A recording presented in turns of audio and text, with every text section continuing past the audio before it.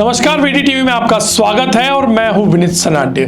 चलिए खबरों की शुरुआत करते हैं। सबसे पहले देश, प्रदेश और विदेश की खास खबरों के साथ। राहुल गांधी ने कड़ा बयान देते हुए आरोप लगाया है कि भारत के मुख्य चुनाव आयुक्त ज्ञानेश कुमार के नेतृत्व में चुनाव आयोग उन लोगों को बचा रहा है जो भारतीय लोकतंत्र को कमजोर करने का काम कर रहे हैं। राहुल गांधी ने कहा कि वह ठोस और अटल सबूत पेश करेंगे जिससे ये साबित होगा कि किस तरह सुनियोजित तरीके से वोट जोड़े और हटाए जा रहे हैं। उन्होंने जोर देकर कहा कि यह खुलासा भारत के युवाओं को चुनावी धांधली की वास्तविकता समझाने और चुनावी प्रक्रिया में पारदर्शिता लाने की दिशा में एक अहम कदम होगा। प्रधानमंत्री नरेंद्र मोदी के जन्मदिन के अवसर पर राजस्थान के मुख्यमंत्री भजन लाल शर्मा ने अनोखे अंदाज में उन्हें बधाई दी। उन्होंने खुद चाय बनाकर लोगों को परोसी। जयपुर में आयोजित इस कार्यक्रम में मुख्यमंत्री शर्मा ने नागरिकों से आत्मीय बातचीत की और चाय वितरण की। यह प्रधानमंत्री मोदी के साधारण चाय वाले से लेकर देश के सर्वोच्च पद तक की प्रेरणादायी यात्रा को याद करने का प्रतीक था। लोगों ने मुख्यमंत्री के इस कदम को बेहद सराहा और सोशल मीडिया पर भी इसकी व्यापक चर्चा हुई। संयुक्त राष्ट्र में भारत के स्थायी प्रतिनिधि पर्वत नैनी हरीश ने जम्मू कश्मीर के पहलगाम में हाल ही हुए आतंकी हमले की अफगानिस्तान द्वारा कड़ी निंदा का स्वागत किया। अपने वक्तव्य में राजदूत हरीश ने इस बात पर जोर दिया कि अफगानिस्तान की धरती का इस्तेमाल किसी भी परिस्थिति में संयुक्त राष्ट्र द्वारा घोषित आतंकवादियों या आतंकी संगठनों द्वारा नहीं होना चाहिए। उन्होंने खास तौर पर पाकिस्तान समर्थित संगठनों जैसे लश्कर ए तैयबा, जैश-ए मोहम्मद के साथ साथ अल कायदा जैसे वैश्विक आतंकी नेटवर्क का उल्लेख किया। श्रीनगर के ऐतिहासिक लाल चौक पर स्थानीय लोगों ने प्रधानमंत्री नरेंद्र मोदी का जन्मदिन उत्साहपूर्वक मनाया। इस अवसर पर केक काटा गया, नारे लगाए गए और समर्थन के भाव प्रकट किए गए।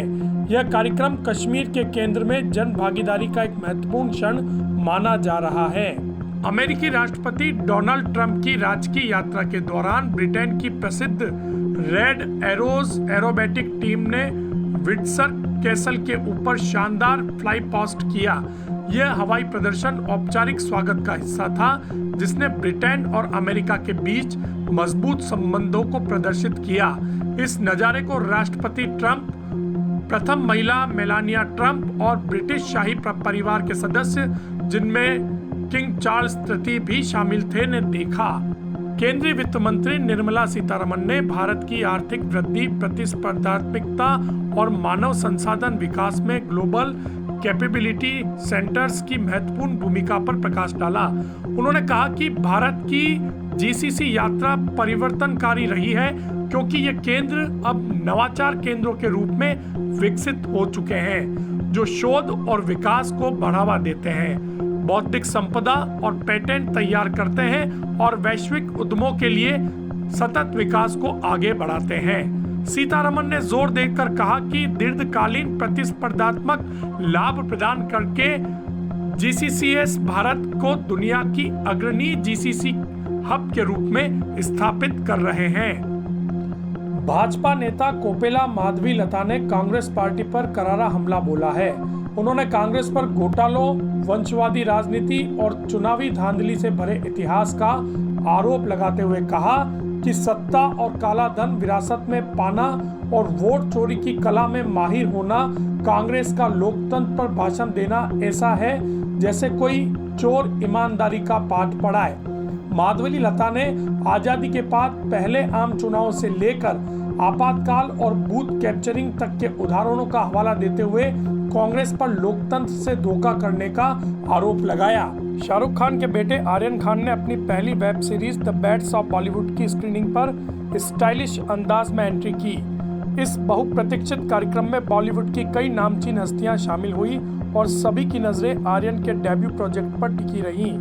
हिंदी भाषा की यह satire action comedy series Aryan Khan की पहली लेखन और निर्देशन यात्रा है। उनके इस नए प्रयोग को लेकर दर्शकों और इंडस्ट्री दोनों में खास उत्साह देखा जा रहा है। उदयपुर में दिन दहाड़े फिल्मी अंदाज में एक विवाहित महिला का अपहरण कर लिया गया। इस सनसनीखेज घटना से पूरे इलाके में हड़कंप मच गया है। मामले की गंभीरता को देखते हुए पुलिस ने तुरंत कार्रवाई शुरू कर दी है। अपहरणकर्ताओं की तलाश में टीमें सक्रिय कर दी गई हैं और सीसीटीवी फुटेज खंगाले जा रहे हैं। पुलिस का कहना है कि दोषियों को जल्द ही पकड़ लिया जाएगा।